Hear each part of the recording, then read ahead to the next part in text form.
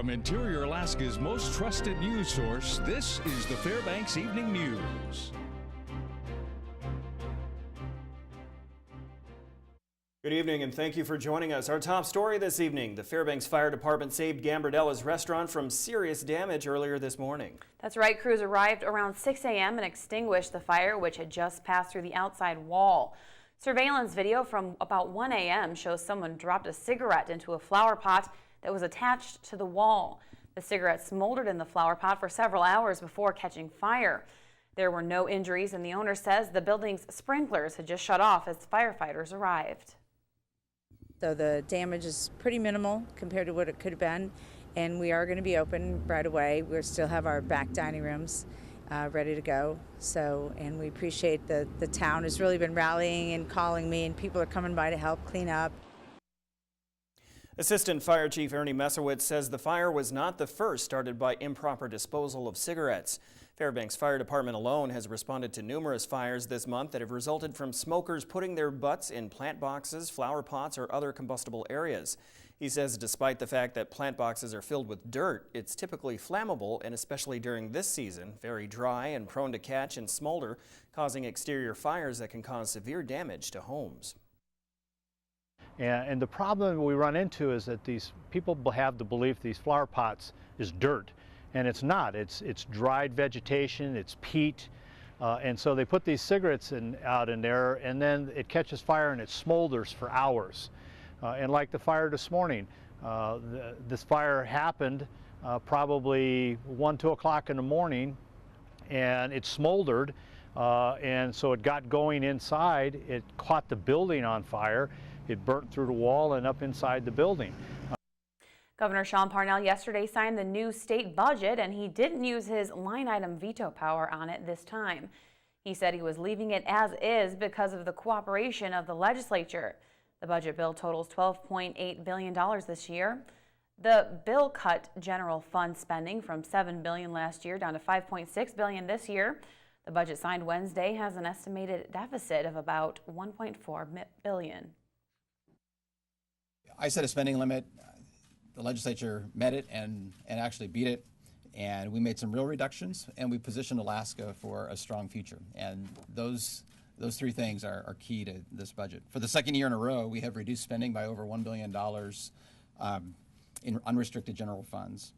We went from $8 billion in 2013 to $7 billion to this budget at $5.9 billion UGF, so unrestricted general funds. Jessica Gamboa was attacked by a brown bear while she was jogging in a remote area on Joint Base Elmendorf-Richardson on May 18th. Her encounter with the sow and 2 cubs turned violent almost immediately. The bear attacked, causing the woman serious injuries, especially to her head and legs. She is still recovering at the Alaska Native Medical Center. She said there was really nothing she could do to escape. And it's like if you don't have any firearms or anything to protect yourself from several feet away, there's not much that you can do. So I'd be definitely just an advocate as far as just don't ever underestimate. Always try to be prepared.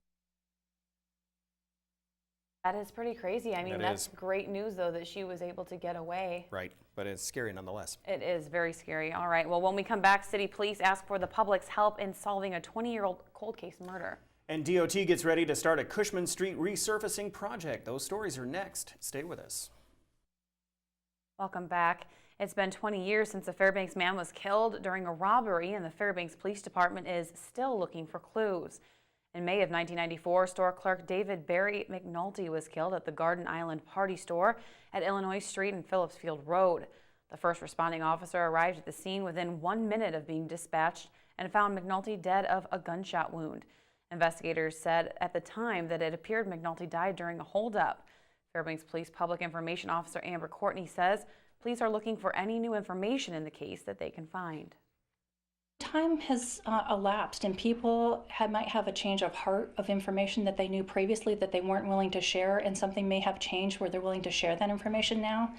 Plus, your memory changes over the course of time, and they may not have thought to share some detail back then that they're thinking of now or that's bothered them over the course of the year. So we're hoping that somebody will come forward with some additional piece that will give us a lead to be able to resolve this case for the family.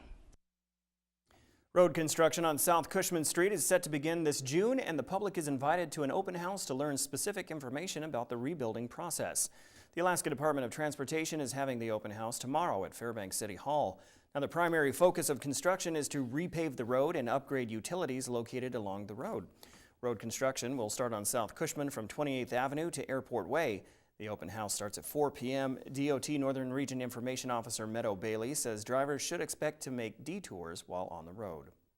We'll keep access for all businesses along South Cushman, so it'll still be really easy for people to get to the places they want to go. We just ask people that they are a little bit more alert throughout this summer because the traffic pattern will be changing some. So they might not get to where they're going exactly the same way they always have. There might be some slight detours or different entrances that they're using. So we ask for their patience and that they remain alert as they're traveling through South Cushman this summer. One Fairbanks girl's art is being recognized in Hollywood, and you won't believe how she learned it. We have more now in this week's That's Interiortainment. Sarah Webb is a born and raised Fairbanksan.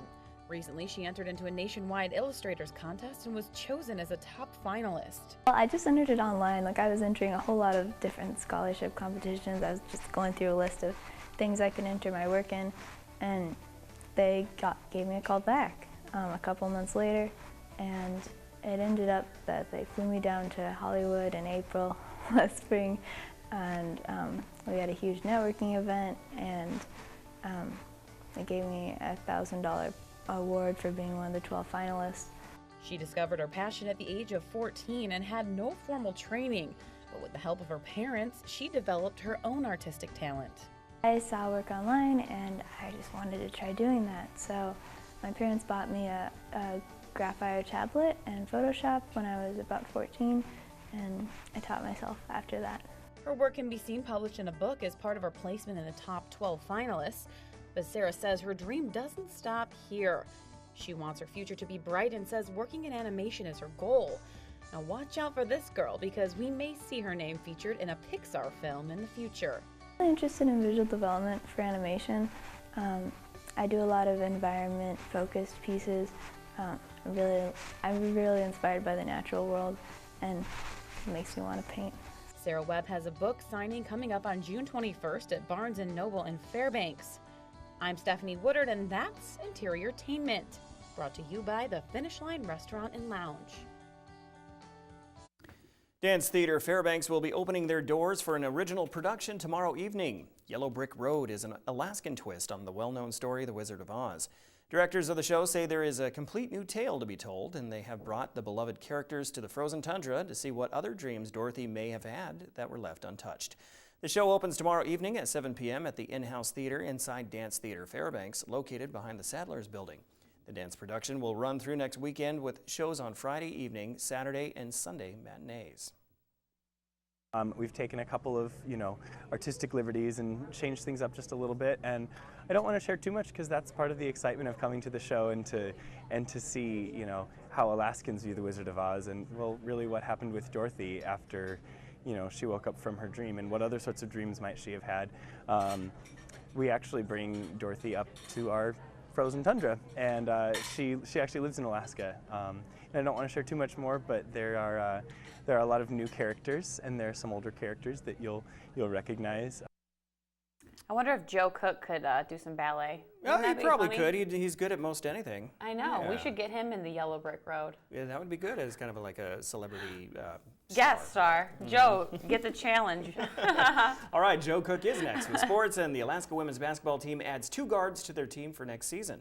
Also some high school baseball and softball games to talk about, but he has a score from the state soccer tournament next after the break.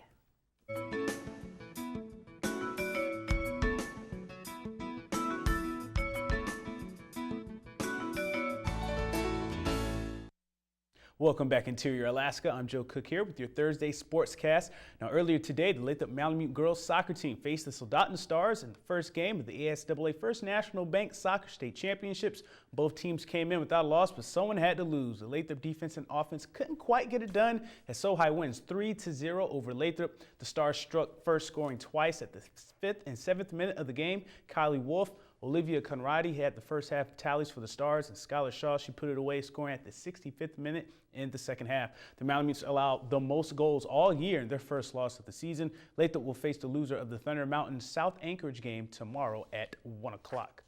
The UAF women's basketball team announced that 2 junior college guards will be Nanooks this fall. Head coach Cody Bench picked up 2 NWA ACC All-Stars from Washington in Victoria Ellaby and Aranisha Smith. Ellaby is a 5'10 guard from Seattle, transferring in from Highland Community College as a sophomore. Ellaby averaged 12 points per game, 7 rebounds, and 1.5 steals. It was named first team All-Western Region. She scored double digits in 21 of her 22 games and has 4 double-doubles. Ellaby plans to major in political science. Smith is a 5'5 guard from SeaTac and is coming off a sophomore campaign at the Lower Columbia College, where she averaged 11.6 points, 4 rebounds, and 3 assists. She's a 2-time All-Western Region first teamer. In high school, she led the state in scoring with 28 points per game for Tye High School in Seattle. Smith plans to major in business administration. They joined Heather Howard as the signed UAF recruits for the 2014-2015 season. And last night on Arco Field, the Lathrop Malamute baseball team took on North Pole in the MAC conference game. The Malamutes have won 9 straight games, looking to make it 10 against the Patriots. Cameron Walker, he scored a run after a wild pitch to give Lathrop a 2-0 lead in the bottom of the second. Both teams' defenses and pitching showed up at key times in this game. Walker came back with a nice hit at the plate, singling in Mike Fitzpatrick in the bottom of the 4th. 3-0 Lathrop. North Pole's Tyler Hill, he had some key strikeouts and forced some groundouts to keep it close. The Patriots even built some momentum with the run to make it a 3-1 game, bring in Tyler Hill. Then it was all about Lathrop's defense. Mike Fitzpatrick, he makes a heck of a catch for an out, leaping in the air to rob a base hit. See that coming up. And pitcher Matt Van Wolken had the Malamute defense in charge, holding off North Pole for a 3-1 win. Lathrop will face West Valley on their senior night for the #1 seed in the MAC on Friday night. The Malamutes are now 11-1 and 10-0 in the MAC, winning their 10th straight game. One player who's been hot during the win streak has been junior left fielder Cam Walker. He was 9 for 11 coming in, but went 3 for 3 last night against North Pole. He's now 12 for 14 from the dish. I'm just going up with a better attitude, you know, just going up there thinking, yes, I'm going to hit the ball, don't want to get a walk. Just simple as that. We've had our ups and downs, and we've definitely had a very up year. We try to play with our highest potential since we're going to state now, and we got to keep it up so we can go and compete with all those other teams going to state. West Valley games are always like competitive, so it's going to be a very close game, I'd say, but we just got to come out on fire, and we can't let them get to us. And last night at the South Davis Fields, the West Valley Wolfpack and Lathrop Malamute softball teams met again for a rematch. Now, the last time these teams played, the Wolfpack took Lathrop to the brink, rallying late, but fell just short in a 4-3 loss. However, Casey Duffield led the Malamutes with 5 strikeouts, 2 hits, and 3 walks last night. Her counterpart, Zon Thompson, threw 6 strikeouts, walked 7 batters, and allowed just 2 hits, but 2 wild pitches led to Lathrop runs. Selena Maxwell, she hit a couple of doubles for the Malamutes and scored twice, including stealing home for a run. Lathrop cashed in on some opportunities, scoring runs that were unearned. The Lathrop softball team defeated West Valley 5-1 to sweep their Rail Belt Conference rivals this season. Lathrop improves to 6-0 in the conference. Also in softball last night, the Hutchinson Hawks clinched their 2nd straight state tournament berth in the 3-year history of the program. The Hawks defeated Monroe 10-4. Erica Lassie, Cece, and Riley Sanchez all had triples for Hutch. Savannah Mapp went 2 for 3 with a triple and a run scored while throwing 5 Ks in a complete game for the Rams. Kelsey Huntington also went the distance for Hutch with 5 strikeouts. Hutchinson finished 7-5 in the MAC and punched their ticket to the small school softball state tournament next weekend. Also, Allison finished 6-7 in MAC play after splitting a doubleheader with Delta Junction. Allison won game 1, 7-5, led by Denise Zapata's 3 for 3 2-ribby performance. The Huskies won game 2, 6-3. Bryn Jelm hit a 2-run home run for Delta in the win. And a last note, the Greater Fairbanks Racing Association, or GFRA, will have its opening night of racing tomorrow night, Friday night at 7 p.m. at the Mitchell Raceway. And that'll do it for sports tonight. Your full weather forecast is next, and we'll catch you next time. And welcome back to the weather segment. I am not Mike Schultz. He's a little under the weather. Joke there. All right. Let's go ahead and take a look at the almanac for today. Our normal high is 66 degrees. Our normal low is 43 degrees. Now, a record was set for a high 86 degrees in 1947, a record low in 1934 of 29 degrees, so it is still possible here in the waning days of May to go under the freezing mark. Sunrise, sunset 3:39 a.m., sunset 12:03 a.m., daylight hours 20 hours 21 minutes. That's another gain of 4 minutes over yesterday. Let's go ahead and take a look what's happening around the state. As you can see, really nice in the interior, 70 degrees for Yukon, but as you travel up north, Barrow 27 degrees, really chilly. On the west coast, Nome 45. Now the rain and weather doesn't seem to be hitting until you get around south to Bethel. And Cold Bay experiencing temperatures in the upper 40s to lower 50s. In the Anchorage Bowl, temperatures pretty well set in the mid 50s. And over by our state's capital, 56 degrees for Juneau, but Ketchikan, a hot spot with 61 degrees. Weather system in the Gulf of Alaska affecting, like I said, the Anchorage Bowl area. But other than that, pretty nice day out there today. Let's go ahead and take a look down the lower 48. Yay, we're sliding. There we go. Look at that.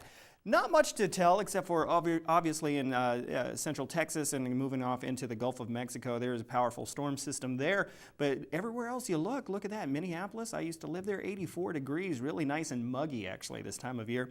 But they're just fortunate that there's no rain and storm systems developing to their west side because that normally happens this time of year. On the East Coast, things are looking a little bit dismal up there in New York, 60 degrees. And traveling south from there, Miami, Florida, looking nice, 84 degrees. Quickly on the West Coast, temperatures in the upper 70s, but really look at those hot spots in Vegas and Phoenix, almost to triple digits, but not quite yet. Still, lovely time to be down there if you're traveling down there. Let's go ahead and take a look at what we can expect over the weekend. As you can see, storm systems, that's what I was talking about, developing up on the west there, and those usually break off in the early afternoon to late evening, and that's where you get those tornado effect storm systems. Hopefully that won't happen to them this weekend, but very warm across the Central Plain, and of course more storm systems down there by the Gulf.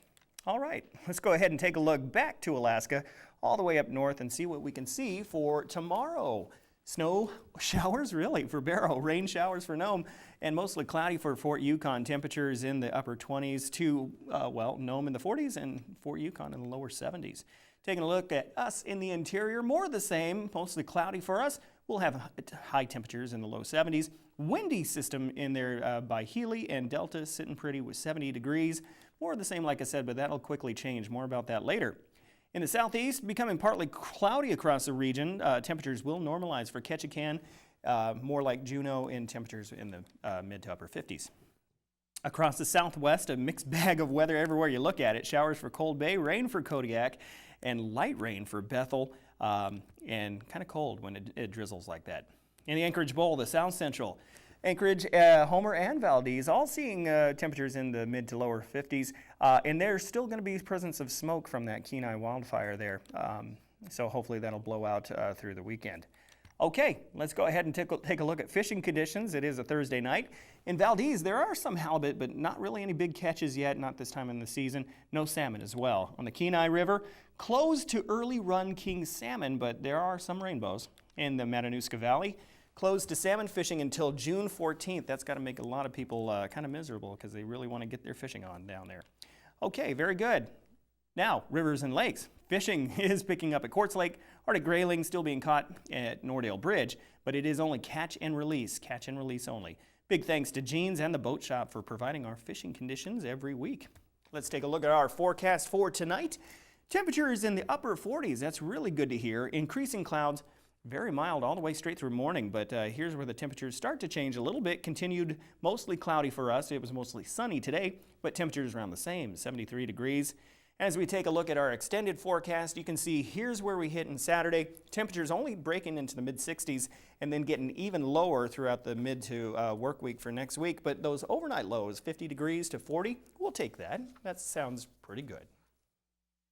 Wow, yeah, it is a little chilly, but I mean, hey, that's still pretty nice. Yeah, it's not terrible. Not terrible. I'll still take it. It's a cool off, and it's May. Well, right, and there's still interior sports going on, especially the high school, so that's actually perfect temperatures for them. They don't get overheated in the 70s and all that kind of stuff. Softball season started. But sure, so, and yeah. of course, we've got the production for Dance Theater Fairbanks this weekend. Yes. We got a little, what do you call it, dog in the fight, because all of our kids are in it. Not little ballerina in the turn. How not about our that? Kids. Exactly. Very good. Two little ballerinas in the turn we have. That's right. That will wrap up this edition of the Fairbanks Evening News. We're glad you could join us. All right, NBC Nightly News with Brian Williams is coming up next. Now, if you see a news idea or have a story idea in general, call the news line, 458-1830. Awesome. All right, from all of us here at the News Center, we hope you have a great night.